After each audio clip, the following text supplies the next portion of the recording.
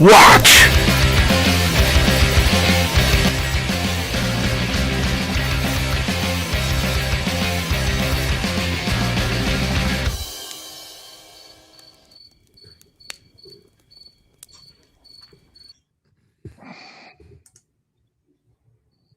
Well, hey, we're here. What's all going on, everybody? Welcome to the second watch. Again. I did turn it down. I didn't. I need to turn it No, down. you more. turned it back up. Oh, dang it. Well, It's okay. all right. I think we're gonna make it. We got Brian with us today. Everyone loves Brian. Hey, Brian, good to see you. Hey, good evening, everyone. Hello. Are you drinking coffee, Gary? Yes, sir. That's Gary. All right. It's a coffee night. I'm not drinking alcohol tonight. Yeah, I'm not either. Even though I'm not either. like, Look at us three? Well, for Matt, me, it's Lent. Matt has Lent. Mm-hmm, yeah. Mm-hmm. So, I drank last night, and I know I'm gonna drink tomorrow. So I figured I'd give myself a good 24-hour cleanse. Oh, everybody loves Brian. All right, so we do have a topic for tonight. We do. But Matt, before we get to that, is there anything you want to talk about? Do we I do have a little bit of news. My Shadow Dark zine, The Living Darkness Volume 1 is like basically done. Better with Bacon has took a look at what I did because I was teaching myself Affinity, and he's like, "This isn't bad.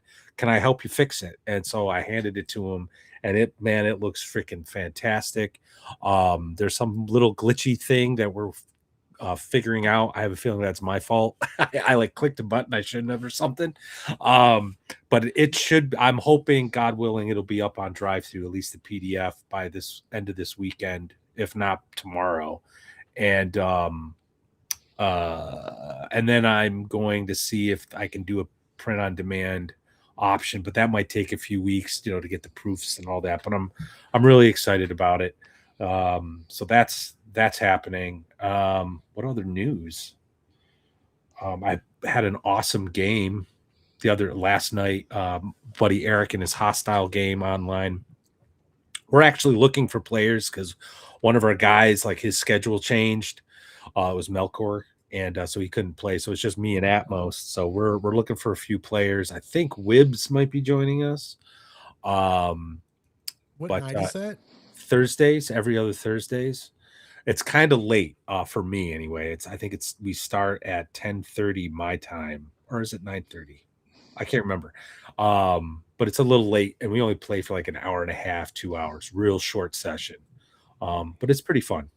So if you're interested in traveler type game, hostile, sci-fi horror, hit me up on the Discord server, and we'll get you in. So, but yeah, that's pretty much it. What about you guys? Anything new and exciting?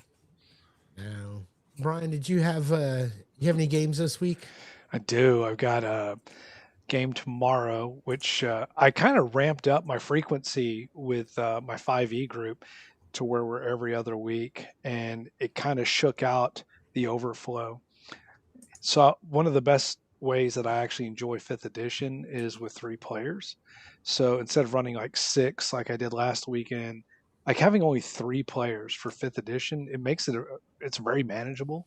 It's actually my most enjoyable way to play the game. So I'm really looking forward to my game tomorrow.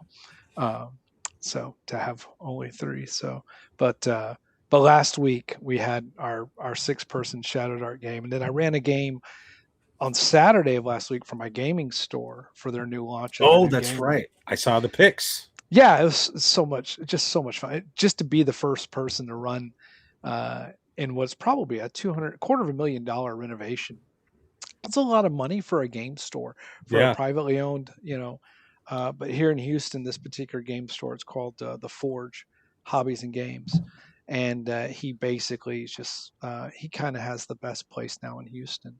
So it's kind of a privilege. And knowing that I'll be running organized play Shadow Dark out of there, it's kind of cool to already just get a foothold into what is just a very luxurious wormwood table set up and all the bells and whistles. So So yeah, just a lot of running games right now, thankfully. Well, that's awesome. Yeah, I've been this kind of ties into our topic, our depressing topic tonight. I've been wanting to play more. Like I've been trying to cobble something together. I'd like to play some Lamentations. And as always, there's all these other games I've been looking at. And I'm like, oh, it'd be cool to play this, it'd be cool to play that. Time has been a major factor. Ooh, So, but I think it's great. I think that's great, man. I saw the pictures of your game table at the store. That looked pretty tight. So It's pretty luxurious. Yeah. yeah, I know. Like you're like moving up. You're like Mr. Professional Game Master. I still like running games from home more, but to be able to connect people to the hobby when you have a lot of different people, having a neutral territory is just paramount. So yeah, I'm thinking about doing that. Actually, I've been again another musing idea, just to get an opportunity to game more and like varied people. You know, vary the tables and the people I'm gaming with. Maybe going down to my local game store because I'm fortunate enough to actually have two in Rochester. And Rochester's not a big city. The big one is Millennium. I kind of know the guys down there, not well. But there's one around the corner. It's a little smaller. He's very active in the community. It's called Just Games. And, but they're kind of, we'll just say they have a particular political persuasion. So I'm not always 100% comfortable walking in there. He's nice. It's everybody else. But I think it would be kind of cool to just to try it, just to say, hey, I'm going to run this game Saturday afternoons. Whoever shows up, it's Shadow Dark. That's it. Let's just see what happens, you know. So Gary, anywhere he goes, there's a game store that he can pretty much probably stumble into. I mean, Austin's kind of a mecca of so many locations. Is that true? Do you think so? I mean, I don't know that is necessarily the case. It might anymore, be, and I'm just unaware. You know, we've got a big Dragon's Lair, but that's honestly, man, that's Warhammer and Magic. You know, every once in a while you see a couple tables of Pathfinder. You know, sometimes you see some 5e.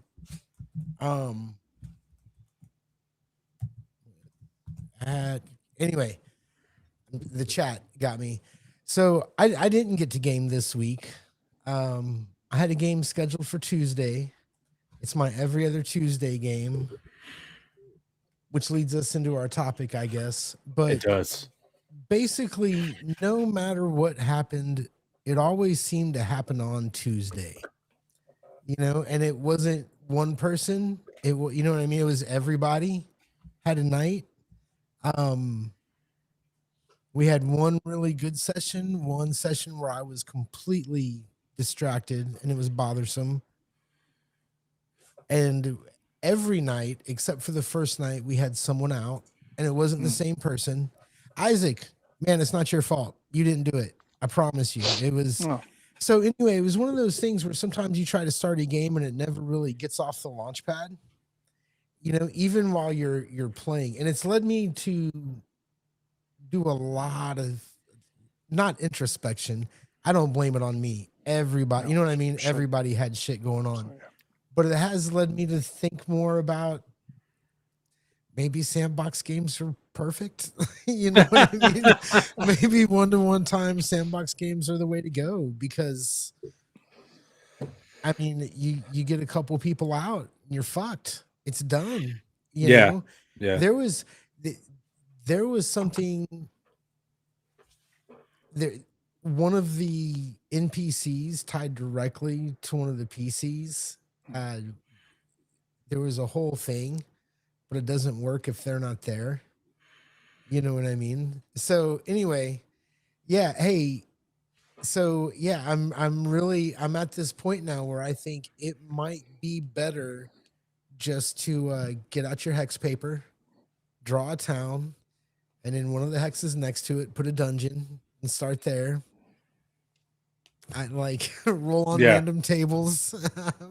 I think I'm just finished, man. I don't think that, and it's not because people are bad. I don't know that the way we live today I don't know anybody that can say, sure, I'll be there every other week. It's hard, real You hard. Yeah. know, Yeah. Oh no. and if Yeah. you try to get people to do something weekly, they're all, I don't know about weekly, man. Let me see. So who knows? We'll see what happens. Yeah. So anyway, I killed it. I pulled the plug. It wasn't happening. I think everybody was really nice. Bacon was in there. My friend Isaac, Melkor, Lord Matty is here. But it just never got off the launch pad. And I was just like, you know what, guys, I'm not really feeling it. But We're gonna go ahead you and didn't kill kill it. the campaign. You're just adjusting how you're adjusting how you start. You're adjusting and learning on how you want to have a probably a more fulfilling or effective start. So I wouldn't lament that. I mean, I think I'm that's not I'm not actually pretty lamenting. shrewd. I'm really not lamenting anything. I feel Good. like I knew the patient was dead. I just pulled the plug. And it Yeah. wasn't like, and I made sure because I think a lot of my friends now that I game with are online, and um, I was real careful to let everybody know, hey, I'm not blaming anybody. I'm not Yeah. upset. There's That's no always hard important. feelings, but let's just go ahead and pull this. So while there are many reasons to kill your campaign, sometimes it's just not happening. I'd say if it never really gets off the launch pad, you're cool. You can cancel it. Nobody's gonna get butt hurt. Yeah. I think that's fair to say. I mean, um, my experience, like when I put together Lamentations of Elemental Evil, um, I ran it. I mean, we did miss a couple of sessions here and there. Um, especially if I was sick, I was running the damn thing. So, um, but I was pretty, I kind of, I don't, how do I want to put this? I don't want, it's going to sound more heavy handed than it's going to sound than it was, but I kind of ran it like with an iron fist. I'm like, we're playing on Thursday nights, every Thursday nights on this day, for 2 hours, and hard stop at 10 a.m. or excuse me, 10 p.m. or whatever it was. And more often than not, we would still go over a little bit, but I was very clear, and I'm like, if you cannot commit, please don't commit. And I got some people, and they were there. I think um that sort of, I mean, it's a game, right? We don't want to take it too seriously. We want to have fun. We don't want to treat it like work, but you're right. We're gaming online, and we're at the stage in our life where we have all these other commitments that are like actually important. You do kind of have to say, because this isn't like getting together with a board night with the friends or card night Right. or whatever. This is a very different game. It's a hobby. This hobby is very different. I think you do need to kind of put your foot down a little bit and say, this is what I expect.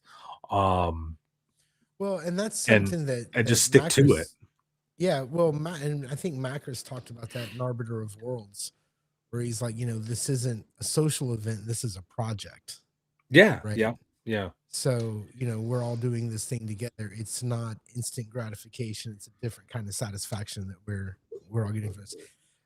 Brian, you keep raising your eyebrows. Am I roboting out or something, or what's No, going you're doing on? great. I think you Okay. got it. It's already Every time fascinating. you raise your eyebrows, I'm like, what the fuck did I just say? What's going No, on? no, no, What's no. wrong? Like the Macros assessment, which was interesting because I recently I've been looking at a lot of new gen philosophy, and I wouldn't say that his stuff is new gen, but you know when we talk about when to kill a campaign, so sometimes we're having to kind of reverse engineer root cause. So like Gary, in your instance, it sounds like you immediately diagnosed like I don't want to say failure to launch, but it didn't have the dynamic that you knew was going to be successful for a long term Right, because right, of right. random every other person. Whereas Maddie, in your instance, coming in, it sounds like with a pretty strong blueprint of what you needed to maintain commitment, right? So commitment is like such the big part for a campaign, but unfortunately, sometimes what we get as game masters a lot is compliance, and so that that's a tilting point sometimes with our players. You can tell when you get together with the same 4 or 5 people after a period of time, whether they're friends or whether they're hobbyists that you meet through, gaming stores or whatever, filthy casuals like my wife. Whenever you're starting to see that commitment, compliance really start to separate, and it's like, oh, okay, well, what's happening here? Now, is it scheduling? Yeah, and many times it can be. Is it failure to understand the premise at the beginning or onset of the project, as it were? Like, that's also another thing. Maybe it wasn't clearly understood what people were getting into when they get into the. So I think it kind of maybe to kind of start like that whole idea of like, why do we kill campaigns or why do we end them, is like what leads to the kill. Right. Oh. And I like how you use the like compliance, commitment. I actually think the problem I may be overreacting with my in-person gaming crew, my Gods of the North game. I was bitching about this in our private This is how chat. this topic, just so anybody understands. I was wondering how it came about. Like, When Matt says, Gary, think of topics, I always go, I don't fucking know. And then somebody says something, and I'm like, hey, maybe that's a topic. You know what I mean? And this is, we never, anyway. So we were bitching about this on Discord, and Matt says, yeah, so there's some backstory, and I don't want to like bore everyone with it, but I'm concerned that like my Gods of the Forbidden North campaign is, while not perfect, this is the game I've been wanting to run for a while. Like this, to me, this could be the next Lamentations of Elemental Evil. Like it's exactly what I'm looking for. And I'm incorporating things I didn't incorporate with Lamentations, like one-to-one time, more high level domain play possibilities, or at least opening that up, like all this stuff that I really want to do. And the players are just not really engaging. Like sometimes they do, some weeks it's like really amazing, other weeks it's like the last minute Friday night before our game session, all of a sudden my emails and my texts blow up and I'm getting like 5 weeks of downtime, like orders, and I'm like, this should have been done a while ago. Like, what are you doing? Like, so there's some issues there. And you remember a couple weeks ago, maybe a month ago, I like texted you like a screenshot of my friend who's like, yeah, I think I want to make a secondary character using Axe, and I think he'll be a venturer. And I'm like, holy shit, this is happening. Like this guy's like, no, they've gotten skittish because of the high body count. And because they have hired well over 150, 60 mercenaries over the past 9 to 10 months, all of whom have died while out on adventuring. I'm like, it's a city that has, I think, like at most 17,000 people. Not everybody's a mercenary. Like you've kind of depleted, you've kind of depleted the pool, right? So I'm going to like shift from, and we've already been shifting from the rule cyclopedia rules on this to Axe, which is a little bit more realistic simulation, right? But it's going to result in fewer mercenaries. So this guy basically made this character, really excited about it because he likes Axe, and I tell him like, hey man, and I actually explained it that you could, if you wanted to, do whatever, and at some point you might engage with the main group, the Iron Price, or not, whatever you want to do, man. What do you want to do? And I sent him a map with some of the trade routes that are known, and he comes back with, well, I was thinking my venturer could actually help negotiate mercenary prices for the Iron Price. And I'm like, okay, quick question. Have you been talking to the guys about this? And he's like, yeah. I'm like, there's a rule about fog of war, man. Like you shouldn't have been doing that. I wanted to avoid metagaming. And that killed the conversation. Ooh. And I haven't, and they haven't spoken to me since about setting up the game. So I was just kind of like, what's going on here, so but then as soon as I texted that stuff to you guys, my best friend Eric's like, hey man, when are we playing again? So I think half the table is like really, I don't want to assume too much, but they seem engaged. But there's another half of the table. It's just I don't know what's going on there. So I know I have to have a conversation because these are guys I've been playing with for a long time. But I have a You're gonna wind up feeling. doing. You're gonna be running 5e again in like a month. Oh, I'm well. No, I don't want to.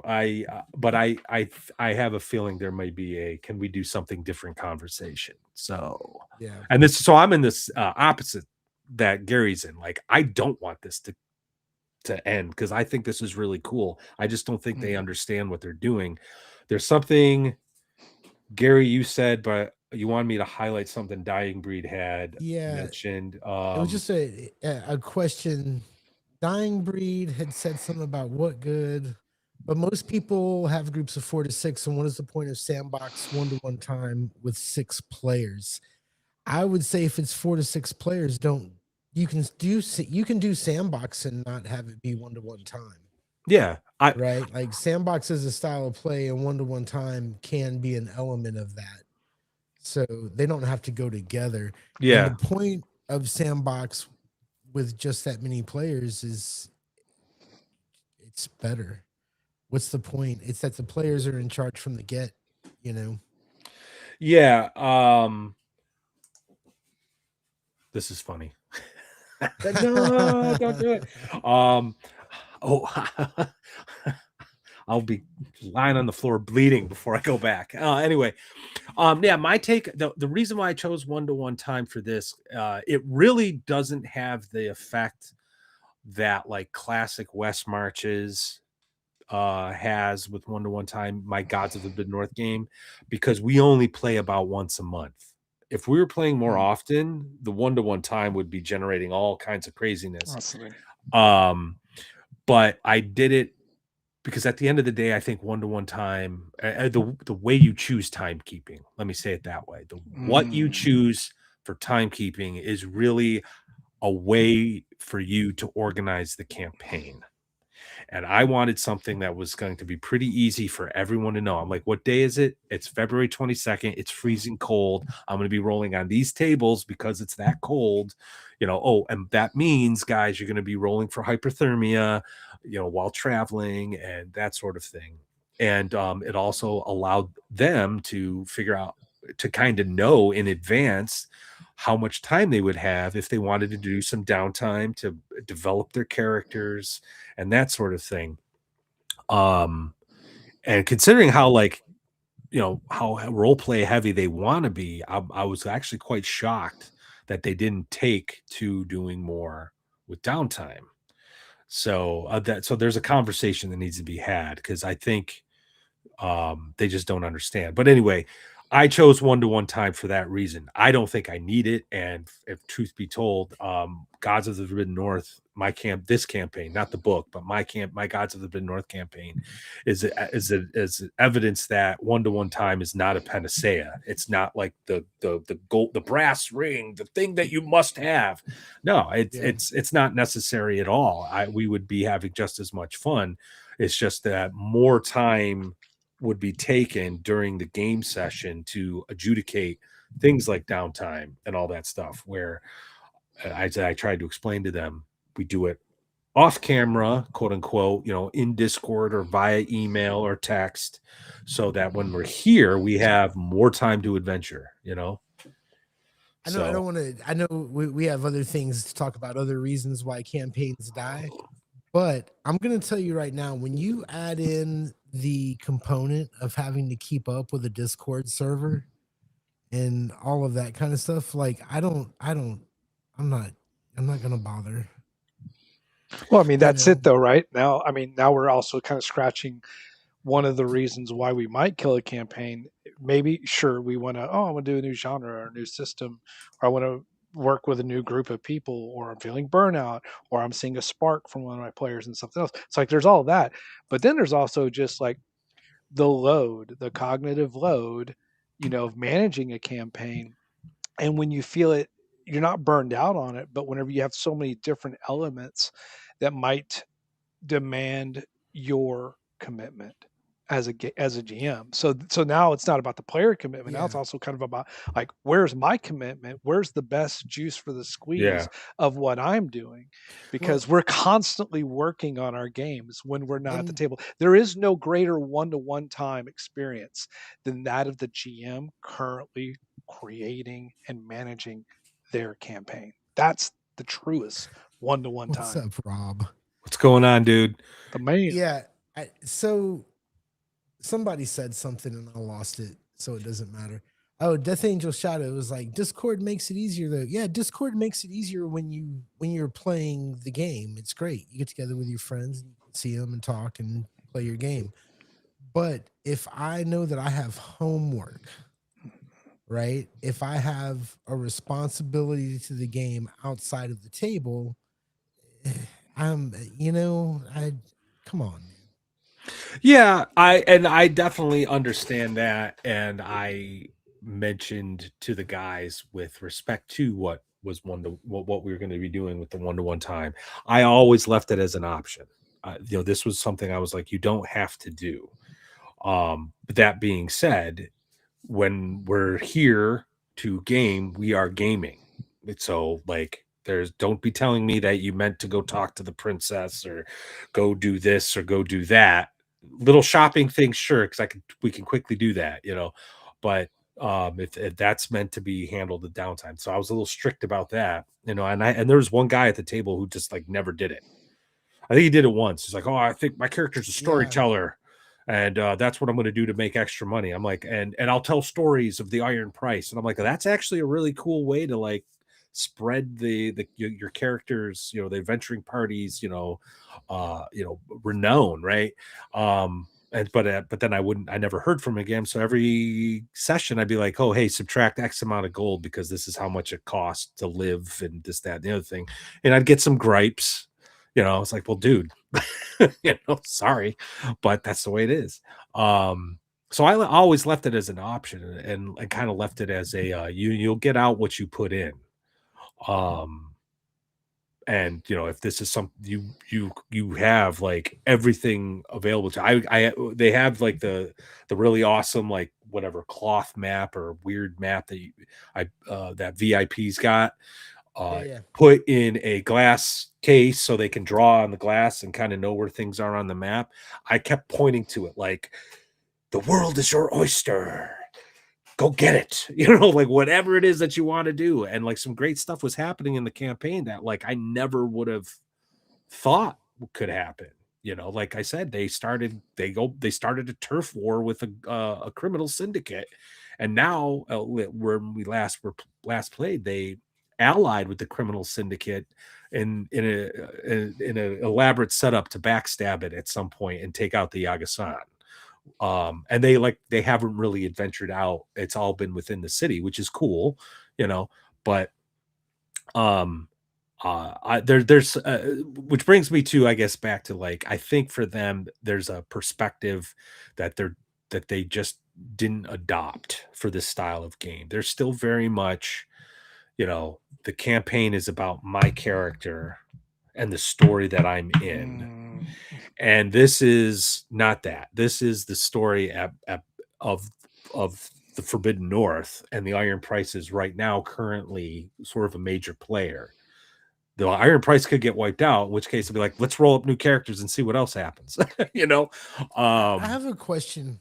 But Do you think because I don't know your players, are they gamers or do they play a game with you? that's a great question. That's a good question. That is Because a great question. if you're trying to get into like some hardcore gaming stuff, but really you just have a group of people who have been playing D&D for a long time or role-playing games, you know what I mean? Like you may have thrown them into the wrong math class or something.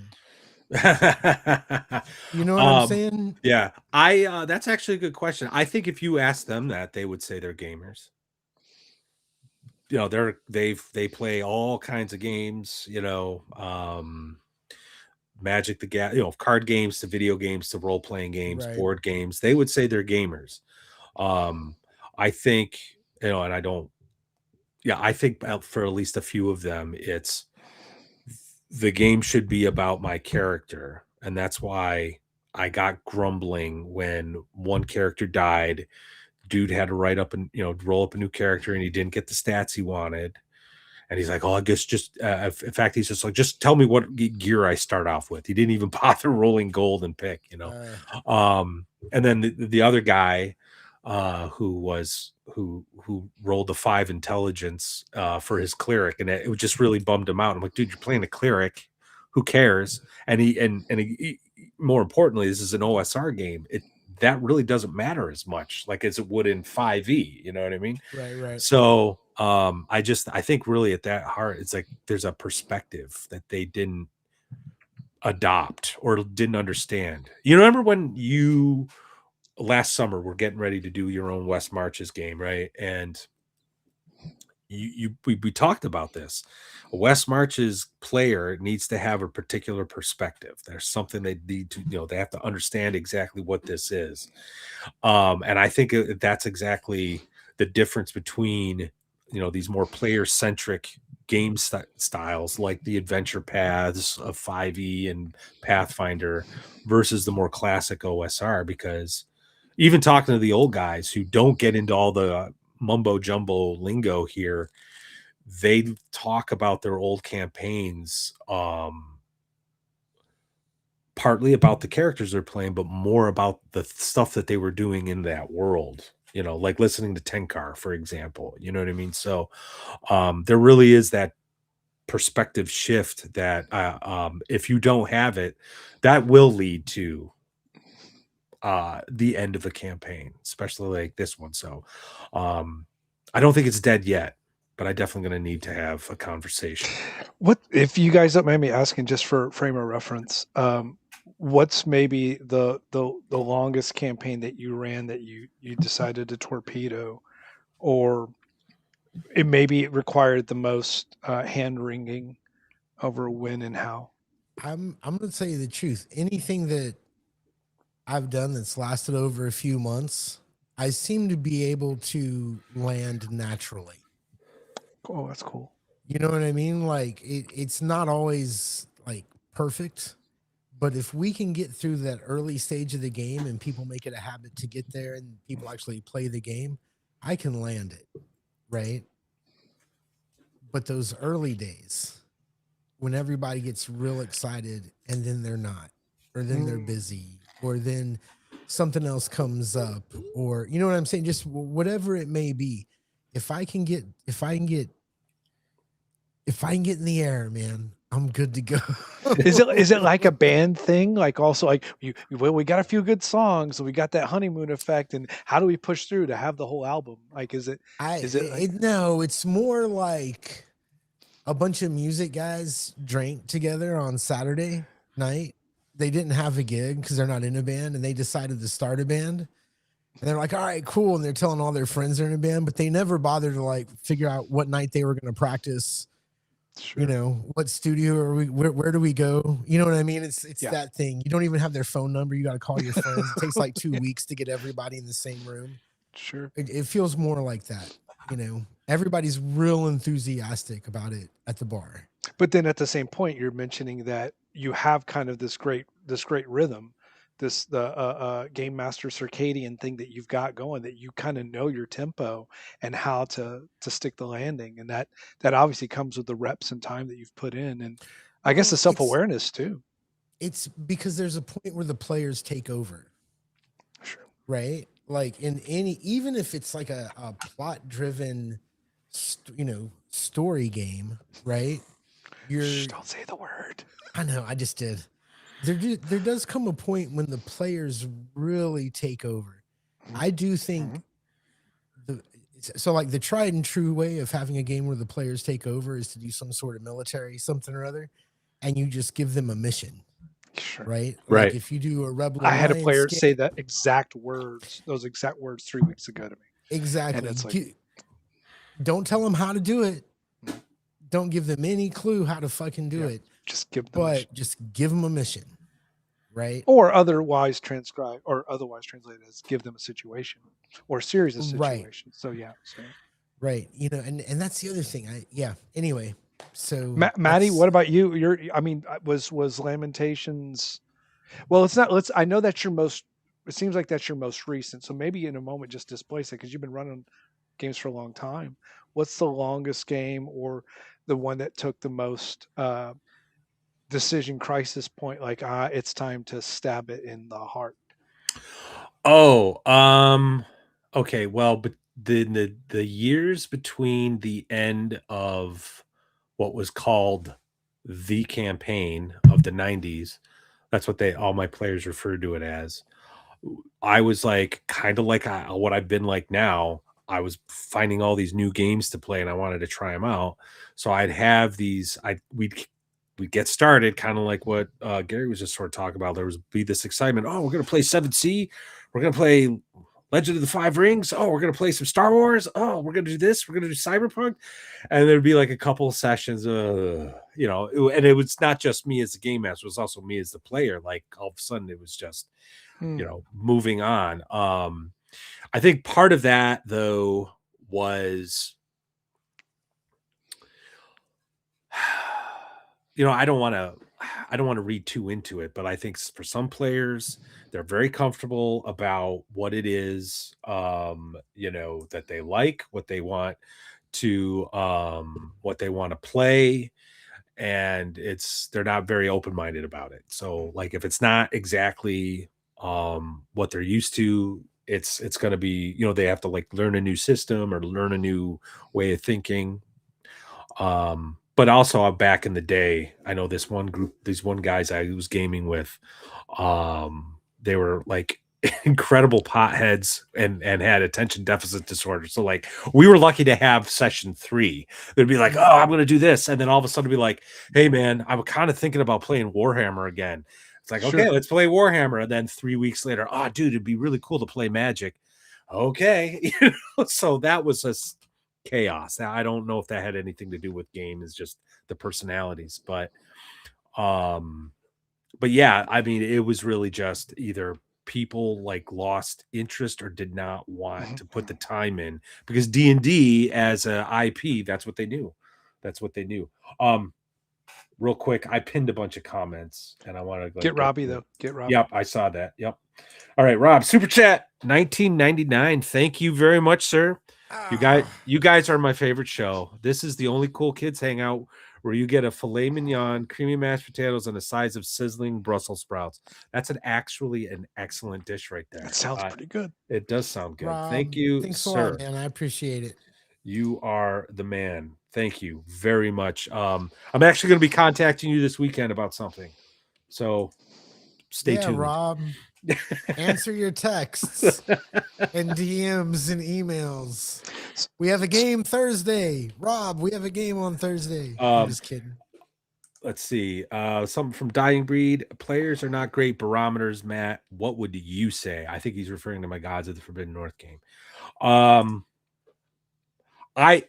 I run games the way I want to be as a player. Like, so if I was a player in my own game, I'd be having a blast because it's everything I would want. Minus a few things. Like, I'm not afraid of 3d6 down the line and just 7 character classes. I'll make that work.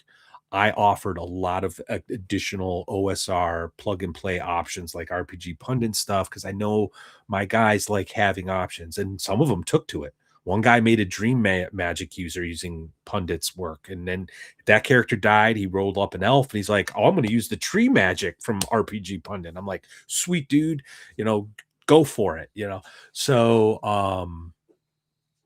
so I think I like this campaign, and if there's a part of me that says, if I, depending on, I'm not trying to, how do I want to, I'm a guy who prepares for the worst but hopes for the best. I am prepared to say, all right, guys, well, I guess we won't play anymore. And then I'm going to find players and be like, how would you like to be part of the Iron Price? I'm like, that's how much I like this campaign. If I was not that into it, and they were like, "Hey, let's not play this anymore," I'd be like, "Okay, what do you guys want to play?" I'd change. But I really think this campaign's great. I've said this repeatedly. I think Rob has done something amazing with Gods of the Forbidden North. I think me behind the wheel with some of the stuff I've put into it myself to make it my own, I think is great. So anyway, we'll see what happens. I guess maybe we'll have another session or an episode where I go, Gary was right. Sometimes you do have to find new players. But so when you is that I think you guys have been playing together long enough that I would venture to say that you should find a way for the group as a whole to stay together. I'm not gonna tell you to find new friends. Maybe that one dude who's being pissy about his 5 intelligence. Jesus Christ, dude. Yeah. But what I would say is when you tell the story, it sounds to me like they don't want as deep an experience as what you wanted to give them. Oh You know yeah. what Oh, I mean? I agree. I definitely I think agree. that is That's why the key to I that. want to have a conversation. Like, what did you guys want? But at the same token, going back to my iron fist, if I give too much, they're gonna say, well, we want to play where we have death saves, plot armor, and that's like without speaking to the merits of that. I think we can all agree that's just a different game, and that's not the game I'm presenting, and that's not the game I want to run, right? And Right. I talk one of the things that the one true wayism versus so-called relativism, that's a false dichotomy. It's not that at all. It's there are different ways to approach the role-playing game, and each one has its own set of, we'll say, meta rules, meta considerations. There's like the hardcore story game, right? You have your adventure path, you have just the mega dungeon, or you have the sandbox. There's some overlap there, right? Or the pure war game, right? And the real question should be, how do you play those particular styles well versus this is the best one and all the rest suck, or all of them are equal and whatever you do in one works in the other one. No, that's not true at all. Like, sandbox play doesn't work with plot armor. It doesn't make sense at all. Versus a story driven game, well, maybe a little plot armor should be considered. So you're saying that the 90s game or the campaign, as you said, that was your longest one that you Yeah, it was 10 years. It's 10 years. And was there ever a singular moment where it just kind of crystallized to you that like now is the time, or was it just was there an erosion? I mean, it was a while back, so maybe unpacking it is. Can you just, I'm sorry, I got a little distracted by Oh something. no, it's good. No, you're multi. But I guess was there a moment of truth where you're like, "Yep, time to off it," or was it like, "Yeah, let's go ahead and land the plane." Oh, that never ended. That died on the vine due to atrophy. Like, okay, like what happened was, that was like, I started it in 7th grade. And then college came around, Sure. and some couple of my close friends at the time were not college bound. They were off doing blue collar work. Still kept in touch, and we tried to play when we could. I had another friend who, well, we had a falling out, and we went our separate ways. And and then the chaos of that time of my life, it was just crazy. It was just absolutely nuts. So it kind of ended, and it ended at a point where, when people would talk about it, it was sort of like, the ending of Firefly. Everyone's like, oh man, anticlimactic or unfulfilled. Well, it more like they had fond memories, and they were like, "Oh, if only we could." But it's like, if someone said we're gonna reboot Firefly, it'd be like, that'd be the worst thing to do. So it's just like, you know what I mean? Let's just leave it. Everyone's like, "Yeah, that was a great campaign. It's too bad we didn't finish it." But they were close. They were close. What you're speaking to is probably a vast majority of what happens with a lot of quote unquote campaigns, which is that what you have is like life's evolution but then you have kind of like the hobby dissolution as people go through different stages. And so you have Yeah. these chapters of time, because a campaign, by virtue of what it means to the hobby, is time. A few things really kind of popped up as like reasons to kill or reasons that it might die, which are two different things to a campaign. So like there's the simulation aspect. Maybe there's a breakdown inside of that and it just doesn't click, or someone doesn't want to commit. Um, Sometimes a campaign, we might kill it over a situation that it just no longer seems like it needs to continue. Distraction was a big one. Yeah. We've got something going on, something that really pulls us in. Momentum, whenever we feel that that momentum just is no longer there, it's not player driven. They've either fallen out of love or interest with it. Or maybe sometimes we kill it just because the inspiration has kind of run dry and now it's time for that deal. I ended two long-term campaigns within the last 24 months. One was 4 years with one group, and one was 5 years with another group. Um, and they both had, to Gary's point, had that good stick the landing. There's a lot of advice out there on how to start campaigns. There's a Yeah. lot of advice out there on how to plan and maintain it. So there's a little bit in here. I was looking for it. There's a little bit in here, but they're very different despite coming out at the same time. And so that's kind of the traditional stuff of that aspect. So then you look at newer edition stuff. Got in my index card book there. Oh, nice. Not great book, Total Fuel. This is a book to have at the table, by the way. I found it interesting because I've been reading Macros, and Oh, of that's a course great. I love that book. it is, but it does not have anything on how to end a campaign, and neither does Adventure Conquer a King. And I found that fascinating because that's obviously a design choice that probably persists because the idea of it is probably like ending a story game, Right. whereas a campaign, so it shows a very big distinction. And so Yeah. we have to identify that. So sometimes the biggest choice we make is identifying our players. Is it the time to kill the campaign because of the type of players or the group, or is it because of us?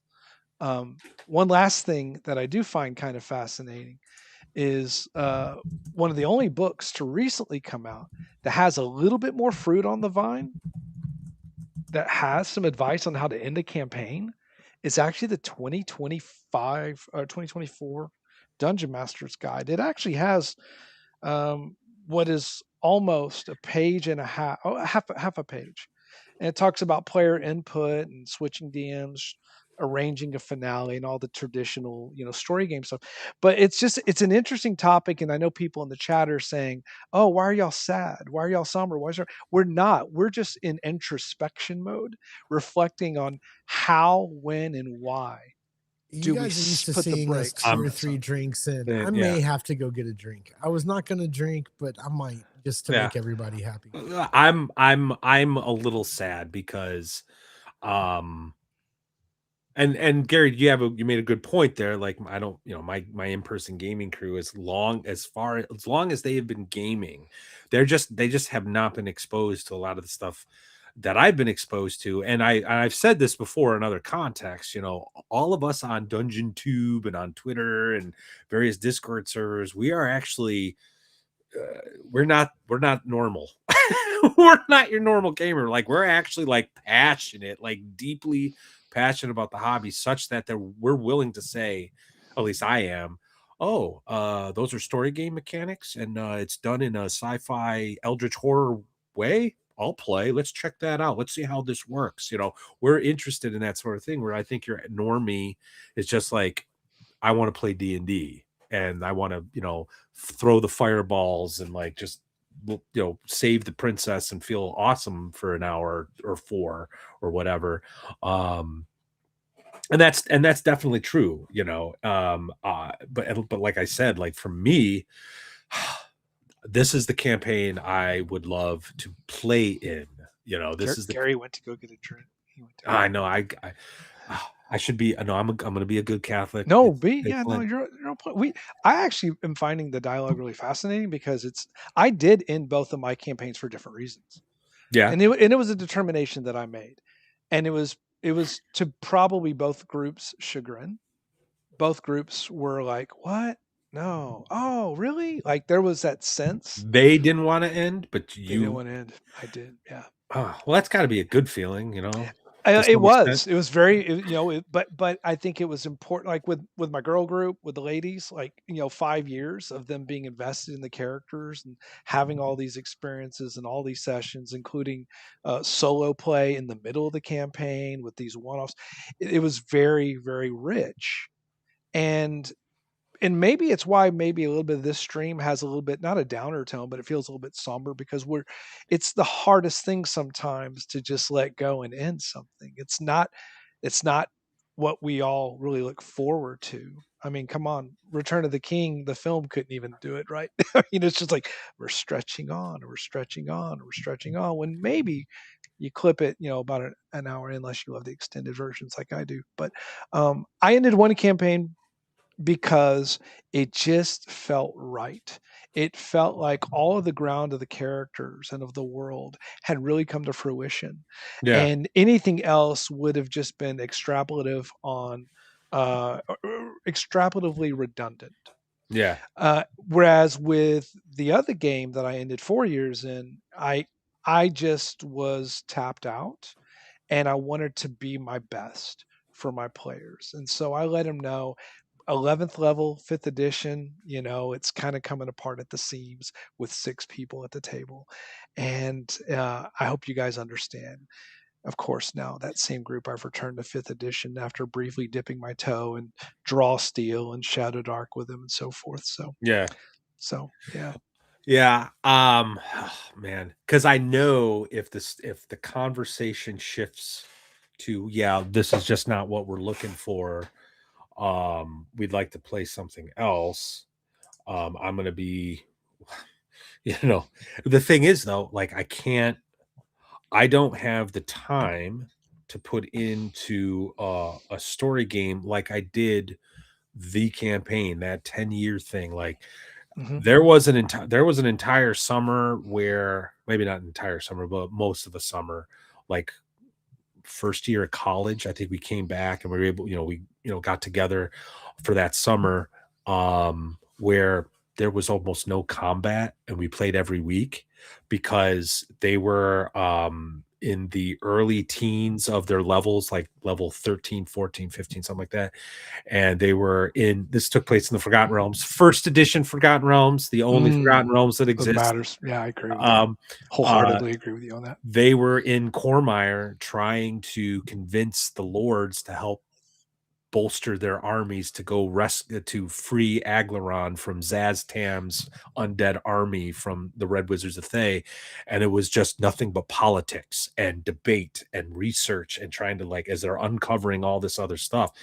It was almost like we were playing like Call of Cthulhu or something. You know what I mean? Mm.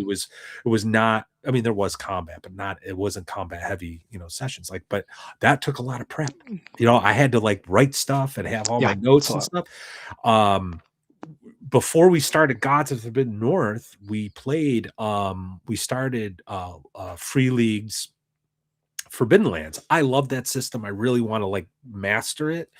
I just really hate the world. I thought I could go with it, but it's just too, everything's a demon and everything's all dark and edgy. And it's like, I'm not opposed to dark and edgy, but not everything can be dark and edgy. You have to have some light so that dark is dark, Yeah. So within a couple sessions, I was like, guys, I'm just not into this world. Can we do something different? And they're like, yeah, that's cool. And that's when we kind of settled on this. I mean, they took a look at the books, the maps, they kind of got excited about it. But they really wanted me to go back to Gods of the Forbidden North and use my homebrew world, which we were running for about a year and a half, 2 years before COVID, that they really liked. But that was 5th edition, and that's when we met. And I was just like, 5th edition is ruining my campaign. I can't stand this. But I've told these guys, like the amount of work it would take to convert Forbidden Lands to that, I just do not have the time right now. I want to do it because I think it would be fun once we get there. But this game, it's like almost zero prep for me, and I'm having a blast. And like I said, I roll in the open. I'm like nothing's hidden, and we have the negotiations, the trade off as you do in any OSR game, and they've been lucky and smart at times, and then there's been a couple times where they've been really stupid and they suffered the consequences. Yeah, I mean it's the game that I would always want to be in, but I think they would rather have something maybe a little looser, a little bit more laid back, maybe a more story focused. But like I said, I've played that. I've played Monopoly, like we talked about before. Well, they do have missions. That's the thing. They do. They're just not engaging in everything else. It's just when we get together, they do adventure. It's not like we're just sitting around. It's the stuff around it. That's why there needs to be a conversation. So, but anyway, I killed another long-term campaign that I killed was a 7-year Ravenloft 2E/3E 3.5 game, and that was where I learned how important it is to be ahead of the curve on killing the game. Gary's our bard rogue. He's good at sneaky stuff. Yeah. He did that at North Texas last year, by the way. Yeah. He totally snuck out of that. We never even heard him leave. Matt and I were crashed out. Gary somehow packed up every single thing. Oh yeah, that's right. Snuck out in the middle of the night and left a kind note. Yep, I remember that. It was I left a couple kind notes. What, you think I never snuck out of a motel room 2 or 3 in the morning before? Didn't want to wake anybody up. God damn. But yeah, that the Ravenloft kill of that campaign, I think I literally killed it with fire. It was the last session, but it really just came down to me also understanding that it's always best to be ahead of the audience. Yeah, and I don't say that as a story, although that was kind of the white wolfization of Ravenloft during that time. It was very heavy narrative, but with the 5e stuff, you just killing a campaign, there's something wonderful about being able to say, I talked to my wife about this topic tonight because she's like, oh man, you're going to be on with the guys. She's like, what are y'all talking about? I said, well, we're talking about ending a campaign, and she's like, we did that. And I was like, we did. It was 5 years. And she says, yeah, I loved it. She says, I loved that. It just had a beginning, middle, and end. And it's hard. It's hard because your players will never be the ones to voluntarily approach us and say, hey, I think we should end the campaign. I've been thinking about it. It's never going to happen that way. It's always going to happen usually because that erosion, that disinterest, that distraction, life happens.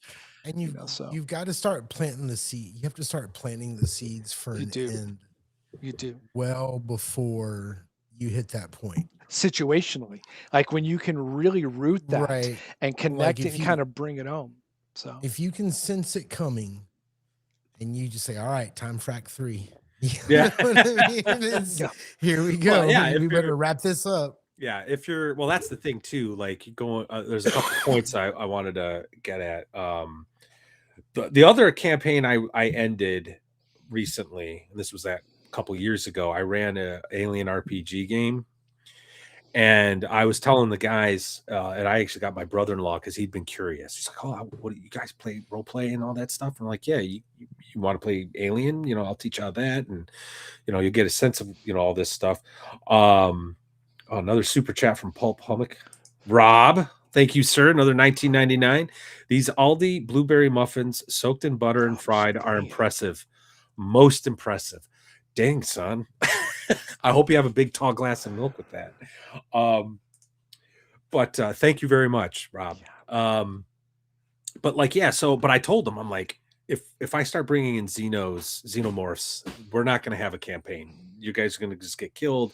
And besides, it kind of ruins the sci-fi horror, all that stuff. And so I started melding some ideas from the other sci-fi horror game, Mothership.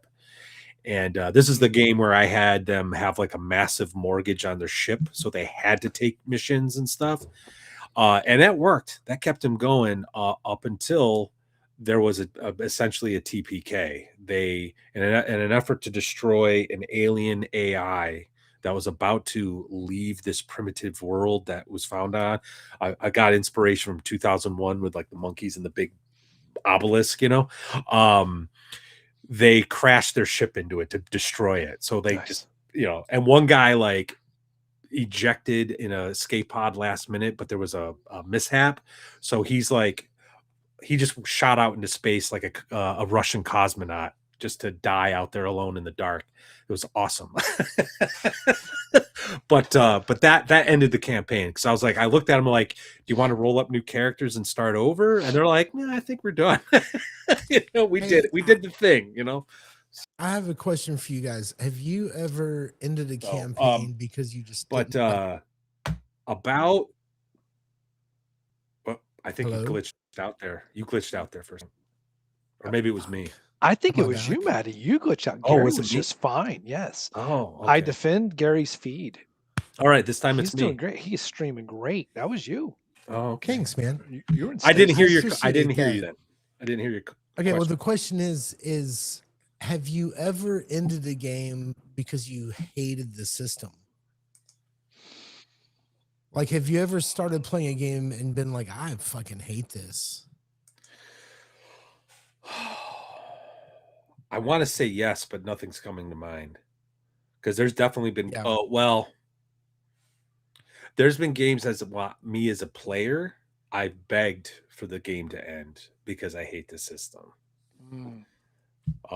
Yeah. I'm not gonna go into details because I don't want to upset anybody who may be listening, but I'm just kind of like, I was not having it.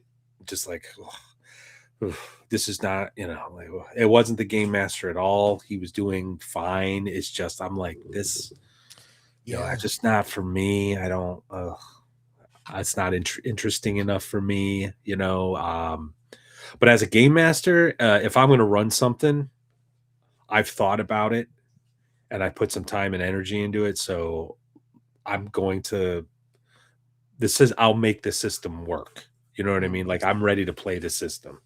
So I don't know. I don't think I'd be in that position. I think I've been playing games long enough and I've read enough rule systems that I can kind of tell what I'm going to like, before I bring it to the table. I bet so. Yeah. But back in the day, I know there were games that we were like, hey, let's play this. And we'd get it and just be like, no, this is not, we're not doing this. Do you have an example of like what game? Yeah, well, I remember being real young and getting first edition Twilight 2000. Yeah. And opening that up and being like, guys, I can't. There's just too much. I went to remember, books were written differently back in the day. Yeah. Right. Yep. Like they weren't really a step-by-step instruction guide the way they were these days. So not only were the rules like really intense, right, but you had that sort of old school writing style that, I don't think it was that efficient. We learned, but yeah, Twilight 2000 for sure. And for a while, DC Heroes, the Mayfair DC Heroes game, we actually, an adult stepped in, I think. It was like, no, this is how it works. And we were to play that. I think they're actually, now that you mentioned it, it jogged a memory. I wasn't running the game, but we all had a collective like, nah. And it was Sword and Chivalry, I think it was called. Like this older game. The initiative system was one of the most granular things I have ever seen, where like you're raising your shield would cost 3 points, raising your arm, and then you'd swing. And so brutal. My buddy actually had to create like this tracker, and we had like little pins in a box. And the first fight, which was just like, my squire or whatever, I think I was playing like some kind of like, I think I was playing like some fire elf or whatever, was fighting some ruffian. It took like an hour. Like it was, but without the 5e bells and whistles, right? It's like combat in 5e can take a long time, but there's a lot of bells and whistles, and it's kind of fun because you did this thing that did this other thing, and they had synergy with this other thing, and then your buddy did this thing. No, it took an hour because I was going, okay, initiative step 7, initiative step 10, Yeah. initiative like it was just dumb. It was so dumb, and we made characters one night, stoned out of our heads, and then the next night we played, and we're like, no, we're not. Let's go back to D&D. So Yeah. There was a line of, oh man, it was FASA, and it was like the Centurion, like space fighter role playing warrior game or something. And that was obviously a role playing game for war gamers. yeah. And I remember trying to read it, and my smart friend was like, nah, dude.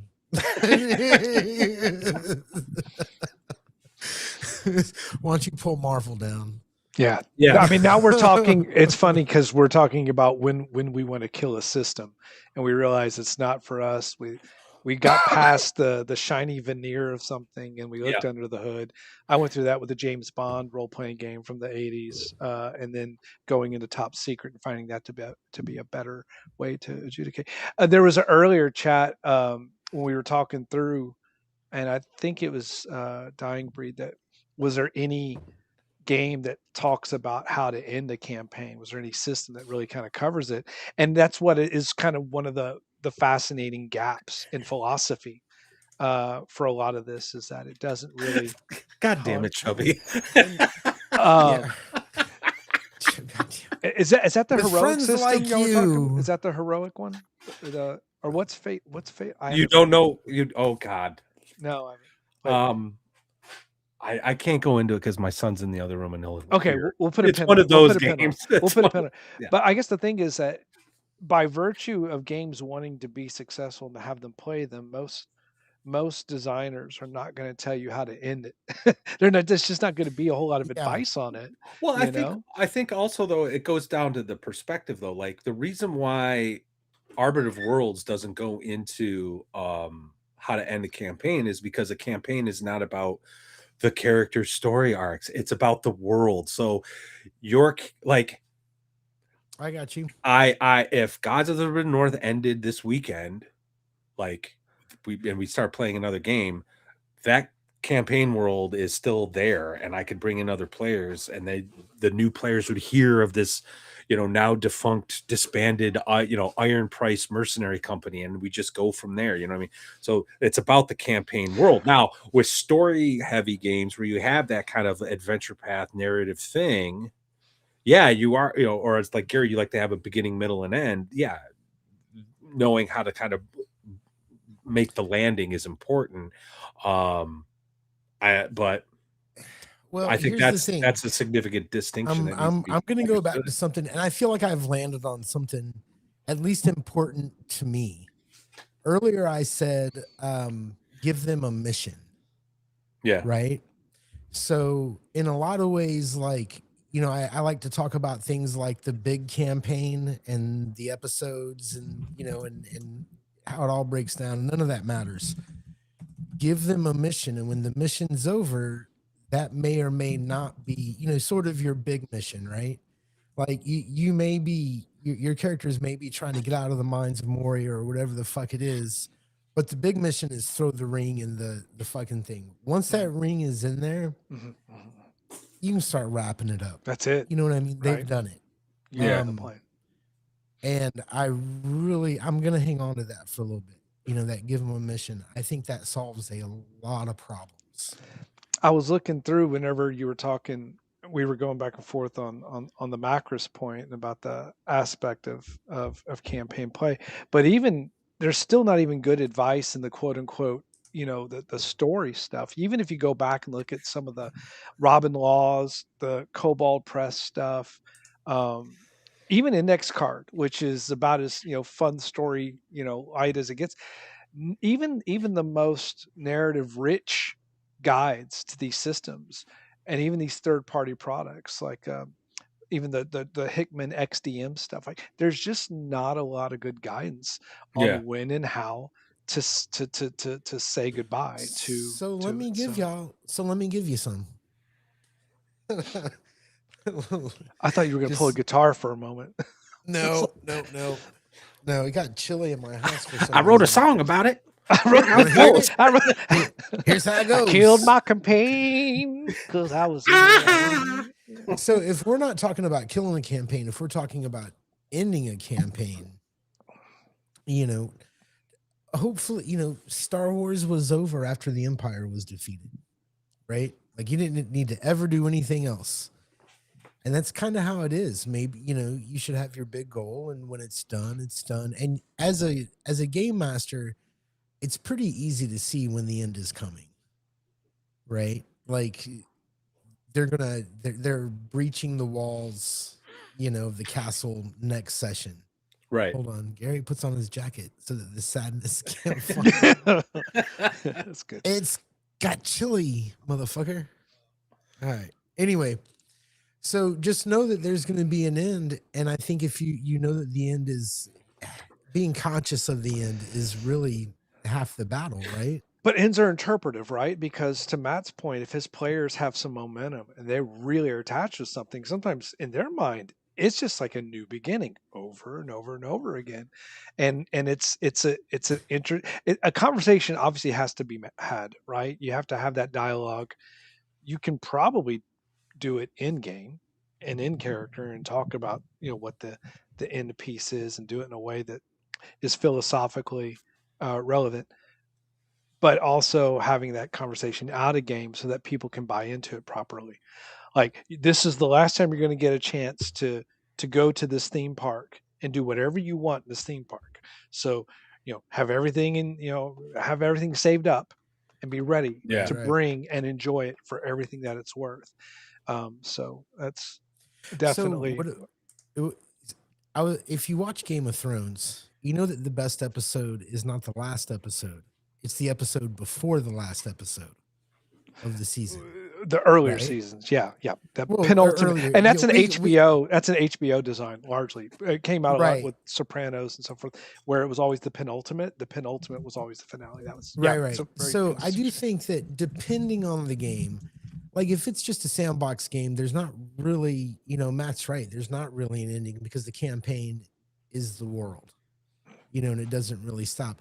I will say this. I've been real curious about Pendragon recently. The idea that your character can get old and that your legacy can kind of carry on. And I've been, I saw you and Legacy were talking about games, and he brought up a Song of Ice and Fire, which I can't find a copy of. Oh, it's out anywhere. It's out of print. Yeah. I think it's hard to find. Yeah. Right. So much of this stuff could be solved with if we had, I don't know. I feel like I'm real curious about Pendragon and how it works and the legacy and all that kind of stuff. I feel like that could be something that would really be fun to add to a sandbox game that would give your characters a sort of an ending. Like you don't just play them until they fucking die. Right. Or until they take over. You can kind of give them their ending when it's time and move on with. In theory, it would provide the players some more long-term buy-in because sort of like there's going to be something that happens next and they have some control over that. Like, oh, my character's going to, marry this princess or whatever, this lady, and we're going to have kids and those kids are going to be my next character. So like they're going to do all this great stuff. And I think there's something to that because going to this is a great point, Gary. I'm glad you brought it up because I didn't even think of this. A Song of Ice and Fire. The very first thing you do in that game is you build your house, and it's a collaborative thing. What are we going to do? What are we going to build? And there's some rolling, but then from there you interpret the roles, and you have this awesome thing. Like I freaking love the house that we came up with, and then from there.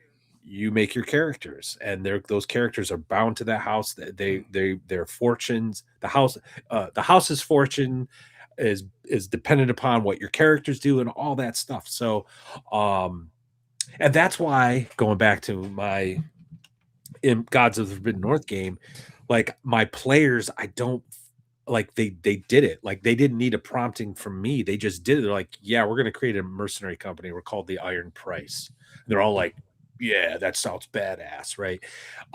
And that's what they've been doing. And but then all of a sudden, like it was like they built the house and then they just kind of walked away from it. I'm just like, guys, Jesus Christ, this is like perfect. This is Well, exactly what you but need for this type of game. Like this is perfect. So, and again, I think it for them, it's a matter of perspective. They're just not into the things that they're just not into me. well, listen, I think with everything you're saying now, it does sound like your campaign is probably at the lead. It's going to be changed somehow by this conversation, and it may be the people who play, right? Yeah, I don't know. Or it might be time to fold it up. And I killed a campaign this week. Yeah, yeah. I can't believe we haven't talked about that. This whole thing. I did kill a campaign. We talked about it just a little bit. And I didn't feel bad at all. And so I think the real litmus test for, when's a good time to kill a campaign, when you don't feel bad about it at all. Yeah. And no one else does. You know what I mean? Is if you don't feel like you've done anything wrong, fucking kill it. It's just not working. There's any number of reasons.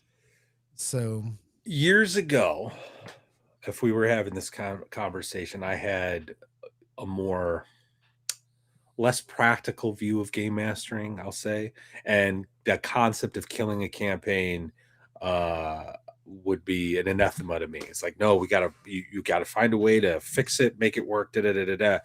But now, again, I have a real life career. I have a family. I have other things I like to do. Including writing and designing my own things. I want to play and participate in this hobby, and I just don't have time. yo, I'm telling you, it's him. and I haven't. Nothing's wrong with my Nothing's shit. wrong with you. You're perfect tonight. Yeah, I just saw I lost connection there for a second. Yeah. Oh, that's wild. All right, well, we're back. Actually, I'm back, hey, but in our little side This is what conversation in happens chat, when you start talking about killing campaigns, Matt. yeah, I The know. feed, the feed starts going I after don't you. actually, Matt. I think there's a lot to salvage with your campaign, but I don't know that you can keep. I don't know that it can stay the same.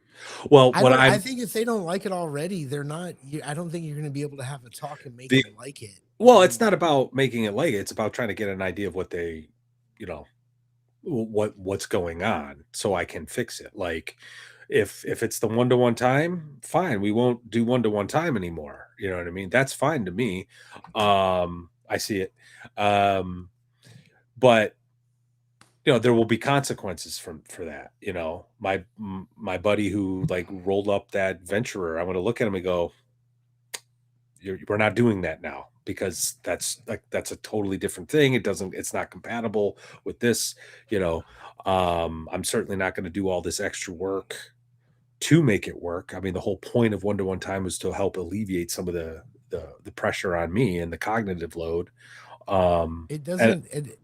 That whole thing with West Marches, with the player schedule shit and all that kind of stuff, that it, that leads into the GM almost having to be a cheerleader for the game.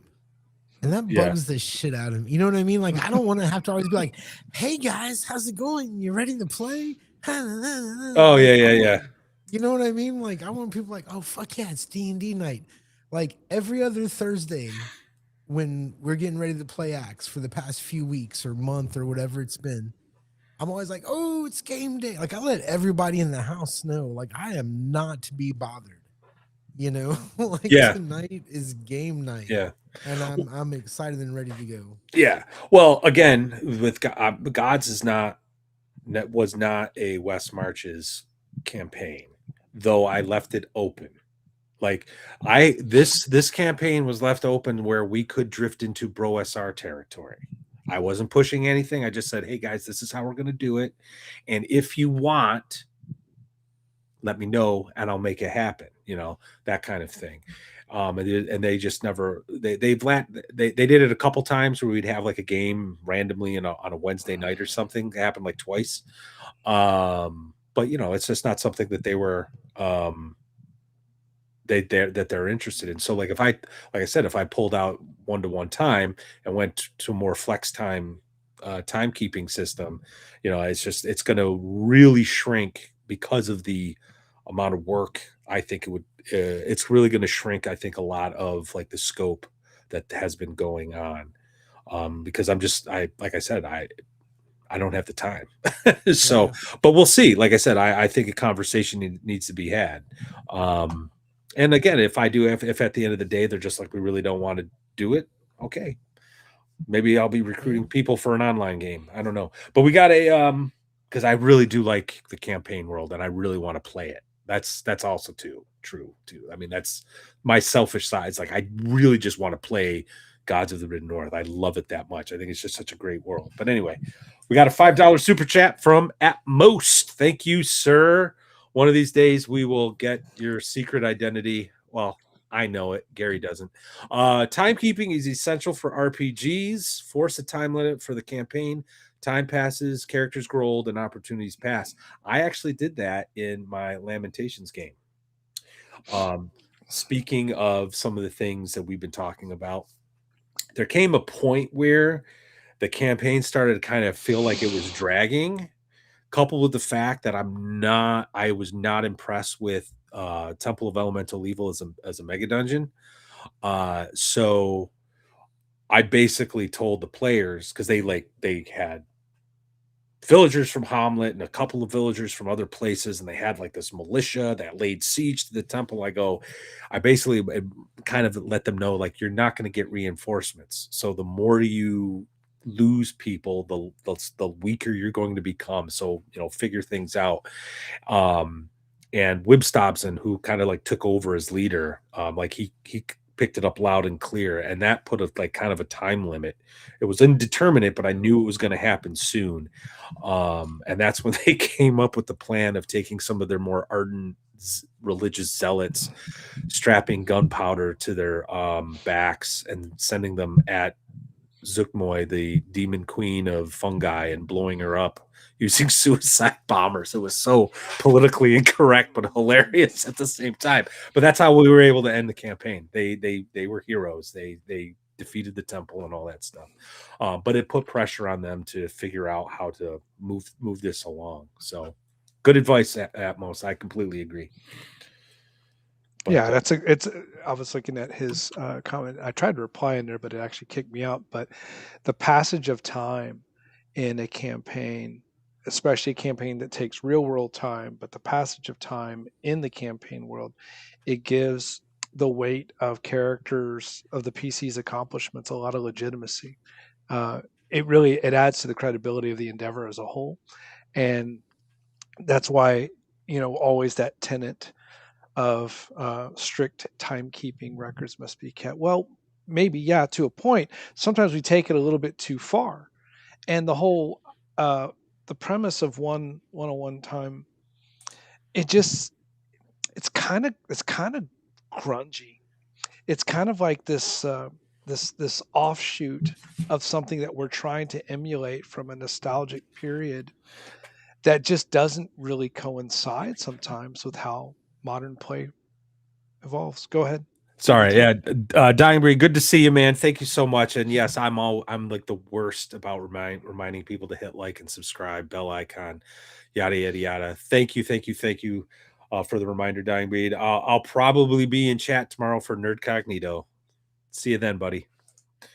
And we got a super chat at most $2. Thank you, sir. Time is the easiest way to give players agency. I think I understand where you're going with this. Agency and opportunity. Yeah. An opportunity. And even from like not even in game, but like with my Lamentations game, I wasn't using 1-to-1 time. It was a flex time. Mm-hmm. And I would often, the day after our game session, I would just say, you guys obviously are going to need a few days to rest and recuperate. But did you want to take more time to do other things? And I'd leave it up to them. Just like how much time do you want, and you can have it. Just let me know, and we'll adjudicate it before we start playing. Next week. Well, so like just that entire unpacking that you just did, Matt. If you really kind of distill it to its purest essence of what you want to be able to achieve to give your game weight, is time is tension. It's the ultimate tension whenever it's done right, because you Yeah. can give them that luxury of unpacking it. And unfortunately, downtime has taken on this very recreational, vacation-y thing. Well, no, actually, the very idea of it is, well, while this is happening, these frontages are converging. Yeah. It's compacting, and everything is starting to converge upon these moments of truth or destiny that evolve out of the situations. So the idea of time as tension within a campaign, it's just like it's such a powerful concept when it's harnessed by the GM and embraced by the players. Yeah, and that's the thing too. Like going back to the Gods of the Forbidden North game, like I use downtime just as you sort of described it. It's like it's more than just some recreational carousing thing in Shadow Dark, right? Mr. Five Intelligence was, so bummed out. He's like, "Well, I don't know. My character's an idiot. He doesn't have any goals." And I'm like, okay, so, but he inadvertently, because he was playing like this Viking cleric guy, he would always tell me, "I'm just going to drink and gamble," and I'm like, "Well, that's kind of Viking, you're a chaotic character. That's actually kind of cool." And through that, he, because there were rolls to make, he'd end up stumbling upon like quest, adventure hooks and stuff. But a lot of my other players who use the downtime to use the weapon mastery rules and the rule cyclopedia to train. We had guys doing hijinks, like because he had his own little thieves guild he was working for. Now where the game ended, they're going to have to figure out how to engage in the slave trade. They've been buying ships with their gold. Like the iron price is like a business. It's like crazy, like what they've done. It's like they need to incorporate or something. It's hilarious. And I think, and every time they brought that up, whether it was training, even the cop out carousing, I thought all of that was cool. Like I'm just like, yeah, it actually does kind of fit your character, or that's a really great development. This is going to have some consequences. This is going to reverberate. This is going to be great, and it's exciting. And I sort of feel like, to Gary's point, he said earlier, I think they think it's a chore, and that's unfortunate. That saddens me because it's like they're not. They want to role play. They want to be immersed. They want to have like these awesome characters, and then it's like, well, here's the agency. I've given you your agency, and they're not using it. So it is what it is. I wonder. Downtime activities, like I was talking about before, it kind of leads to. It feels like you have a responsibility outside of the game, right? And that's not always something somebody wants to do. A lot of downtime activities are like, you read them, oh, you can research magic, you can do this, but they're not really. Like, I almost wonder if downtime shouldn't be like at the very beginning of your game. What have you been doing? And you get to pick from. A lot of people do that. A strict thing of actions. You make a die roll, but not everybody does, and it becomes this abstract thing to players. Right? What are you doing in your downtime? Well, I think for most players, it would be easier if they just had a list of shit to pick from, roll your dice. Is that fun? Maybe not for the. Well, here's the thing. I'm an old player. I fun don't for who? Fun for who? But for the player. Like it's not fun for the player if they're not. What's going on now isn't fun for the player. If it was fun for the player now, we wouldn't be having this conversation. If you said, well, no, you were speaking. So in the obviously, abstract. the way we're doing it now doesn't work. You're speaking in the abstract. So if you came to me and said, "Yeah, we're going to do downtime," and you gave me a list, I'd be like, "Well, can I do this other thing?" I'd be thinking outside the box, like immediately. I mean, that's just OSR play, man. And that's why I said they did have options. Like I'm like, you got training, you can do your spell research just like in the books.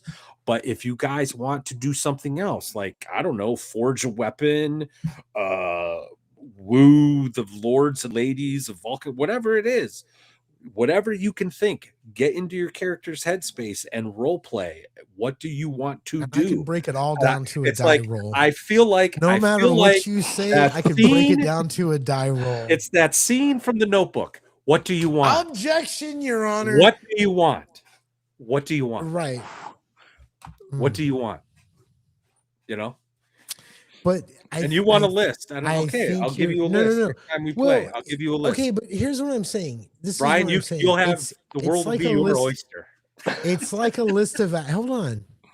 It's like a list of I think Gary started drinking alcohol because definitely he said, yeah, he's getting he did. Okay, so he did. Drink number 2. There we go. All right. Everyone's like, y'all are so sad. I'm like, no, we're not sad. We're just sober and old.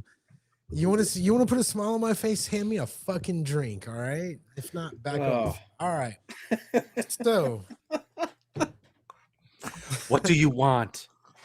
What do you want? I understand what you're saying, Matt, but what I'm telling you is that one, all the downtime shit, it's relatively new to most people, even people who have been playing for a long time. Because we didn't have these campaigns with 1-to-1 time. I never played anything 1-to-1. Nobody had that. You know what I mean? And I think if you would describe it, sure, what do you want to do? But it's going to come down to a stat check or a skill check against a difficulty number. So, right? There you go. That's all I need. But maybe if you had some shit, like, you know how when you read the combat section of a rule book, and it said, or you're reading the rules and it says something like, hold your action. Hey man, poop bricks made me a lot of friends. You motherfuckers need to chill out. Gary brings heat to the desert. It gets cold at night. I didn't know that. Anyway, I'm just saying the players don't think about this the way we think about it. Of course not.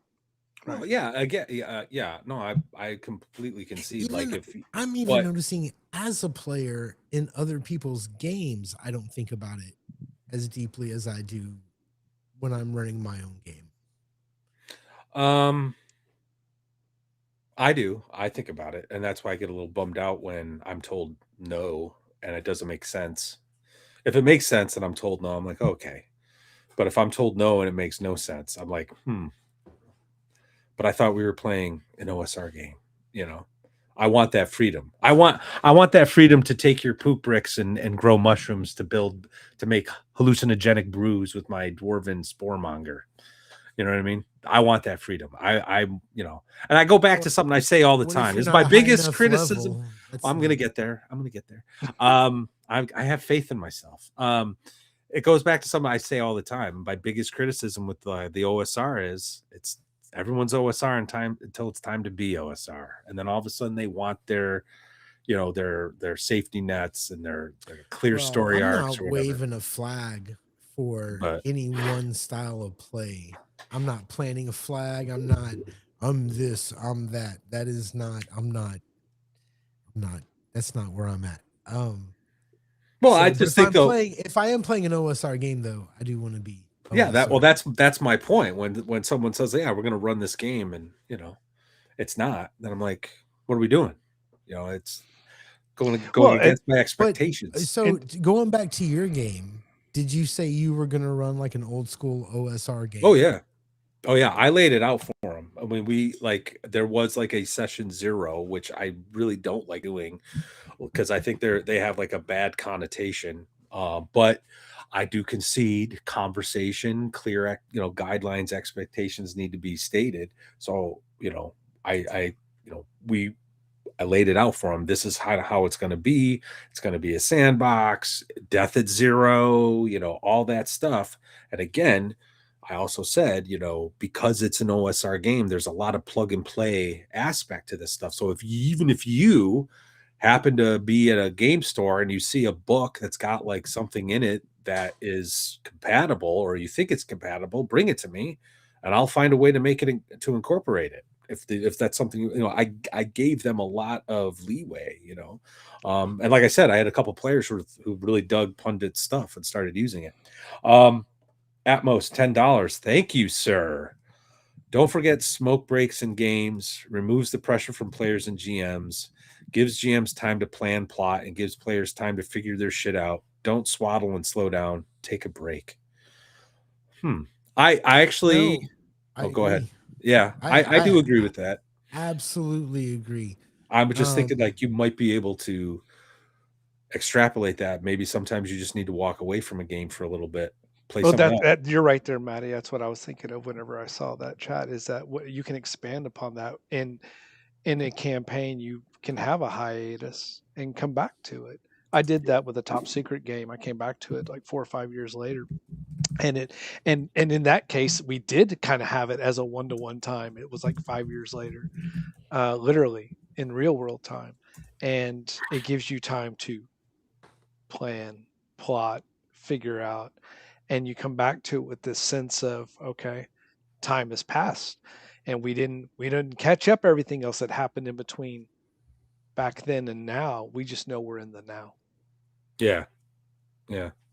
And going back to my game, maybe that's all we need to do, and sticking with 1-to-1 time. Like maybe I do just run a fun one shot in our next game session, right? And then because again we play monthly, so maybe we get back to Gods of the North in like April. It would totally make sense because it's Gods of the Mid North. It's winter. It's cold. It snows everywhere. Really, no one's adventuring. Maybe they just say, "Yeah, we held up for the winter.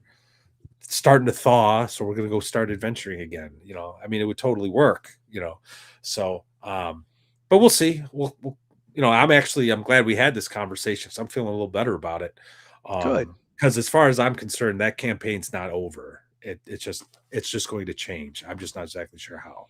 Do you think that of the avoidance of a potential kill campaign uh, decision, that crux, that having that sort of dialogue with the players from a place of, hey, like we're at disconnect, where I sense that there's compliance, not commitment. And like, have you ever had those sort of dialogues to save a campaign? Like that's not its own show topic, but it is probably the evolution a Yeah. little bit of this is how to save a campaign, when to Well, save a campaign. well, I think what I'm experiencing right now is definitely the time to do it because I don't want to be that guy because the guy who just says, "Oh, this doesn't work. I'm done," and out. Like I want to give things an opportunity, give people the benefit of the doubt, give the campaign a chance. But you have your ups and downs. Not everyone has a great session, right? You have sessions you walk away from where like, yeah, that wasn't as good as it could have been. Hmm. It's no time to end the campaign there. It just means you figure out what you did wrong and fix it, right? And do better, right? So I don't want to be that guy who just gives up because going back to like this chaotic era of my life after the 10 the campaign, that 10-year campaign ended, there was the group of us would take turns game mastering, and that's exactly what was happening. Someone would just be like, nah, and you're into the game, you're into it, you're looking forward to, and you show up and they're like, yeah, we're not gonna game. And then they're Hmm. packing their bong, and you're just like, oh Jesus.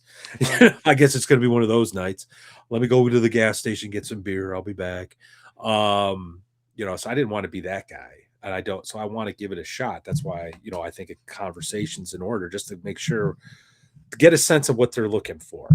Look, and But it goes back to what Gary was talking about earlier about you want to have a few steps ahead, start yeah, seeding that. And if you were looking to end a campaign, and Gary, what we were talking about is like, when is it time to maybe save a campaign? When do you step in? What is it if you feel that it's not there? And there's probably a really big difference in the approach and technique, and probably the responsiveness of the parties involved. Is it killing a campaign if it's session 3? It could be session 20, session 50. Your Lamentations game went over 50. So hey, we got another super chat. Look at that. from Chubby, $5. Now is the time to flood the land with new enemies and shake things up, Matt. Something comes out of the damn lake. Be creative. Don't give up. I actually want to threaten them with a Jeff Raints module called Broodmother Sky Fortress. It was actually designed to destroy campaigns. I'm just like, I'll just pull this out when I'm ready to go. Like when it's not salvageable at all, we'll just do that. They'll get killed by giant elephant shark mutants, and Vulcan Guard will be left in ashes. The Baylor will be the Skull God will be captured and dragged off to another realm. It'd be hilarious. Anyway, It's so funny that Greg put that there, because I was thinking a little bit. I'm already in that stage where I have, in case of emergency, break glass. I have Broken Weave 5e, which is a completely different type of world set that uses the rule system, but it has that beautiful Cubicle 7 streamlined nature to it. okay, And so I have that on my Greyhawk in case of, but uh, I also have Greg's Shadow Sun, because right now I'm playing in the Greyhawk Bone March area where the weave is breaking, and I don't know where or which way I want to go. But I do know that if I decide to nuke it from orbit, like the campaign from orbit, I have these. I could go and pull my sure, axe or my fire extinguisher between Shadow Sun. Very, very different type of rule set, very much core base, and it might be enough to hook them. I've been trying to get these guys hooked into Shadow, or Broken Weave 5e, which takes a different flavor and has a lot of good constraints that force more creativity from the players besides just hitting the win Did you button. say Shadow Dark? I did. I went 2 hours and plus Are hour you and 40 not minutes. entertained? No, totally. But yeah, I mean, Well, like saving a campaign, I don't know if it what constitutes it being worth saving. yeah, If you're in that gestation of that first 3 to 4 sessions, I don't think that's killing or saving a campaign. I think that's you're brainstorming, you're in that hypotheses stage of what's going to work. yeah, So yeah. I think, it's and very then astute. It's a very sorry. I just want to give Gary a compliment. It's a very astute observation to just not go into the time sink. yeah, You're not expanding your bandwidth well, unnecessarily. and well, thank you for the compliment, but it wasn't even that, because really this whole game is 4 pages of notes. I had Oh, 4 what a pages of beautiful statement! What a beautiful I statement. had 4 pages of notes and a setting, that I know real well. So really it was about what are the players, how are they going to do this, how are they going to do that. So like my cognitive load, that is like the one story game where my cognitive load is like almost nothing. Now I'm going to tell everybody, if you're doing a game with a lot of NPCs and the NPCs matter, put them in your hometown. Put it where you grew up. Yeah, where you can attach Yeah, them. because I don't Free think about associations are shit. very key. Somebody says, "Is there a place?" And I say, "You would know that there is this place here," and I already know you know what I mean. But anyway, yeah, that game was really, it was nothing. I didn't have to plan anything. I didn't have to do anything. I knew what was going on. It It's really just liberating. came. Yeah, well, it really just came down to everybody got busy or sick or something like that. And, at some point, and I think even, the players would admit, like, whether the game's good or bad doesn't even matter. We just can't get this motherfucker going. Mm. right, At some point, you're just like, I don't fucking care. And, you're ready to just, especially somebody with my ADD, right? Like if that game would have been going and we would have all shown up and we'd had it cooking, that's one thing. I can hyper focus on that. But with the way my attention works, like and my ego, I need like pats on the back. I need like good game, Garrett. I need all that shit, right? Love me, and if it's not happening, I'm probably done. yeah, Yeah, if you're not getting energy from, if because like when you sit down at a table and I'm telling you, with convention games it's very apparent, but also with the players that you cultivate these experiences with over time, you really kind of, it sounds reductive, and I don't mean for it to be insulting to players, but you can tell if a player is a battery or a vacuum. Like some players, they just continually generate ideas, engagement, Yeah. interface. Yeah. They just have this beautiful curiosity to be students of the experience, even if they've been doing it 15 or 20 years. And then others are just vacuums. Just whatever you throw out there, they'll just suck it up, and they just kind of keep it all in that bag, and it just doesn't really Well, do anything and in it. Yeah. So that's not even what happened here. You know what I mean? Really, all that happened here was it just couldn't it just never came together. You know, it's funny. Bacon just said the musician needs external validation. Saying ain't so. Listen, one of the most painful things that ever happened to me.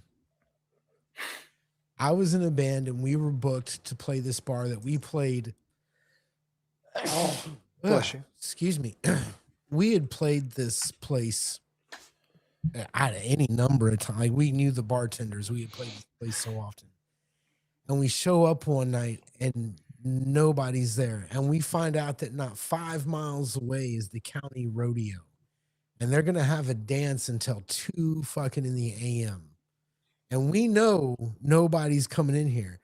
But that owner, just to be a dick, even though he misbooked, he shouldn't have booked a band that he should have closed his bar that night, right? Yeah. Yeah.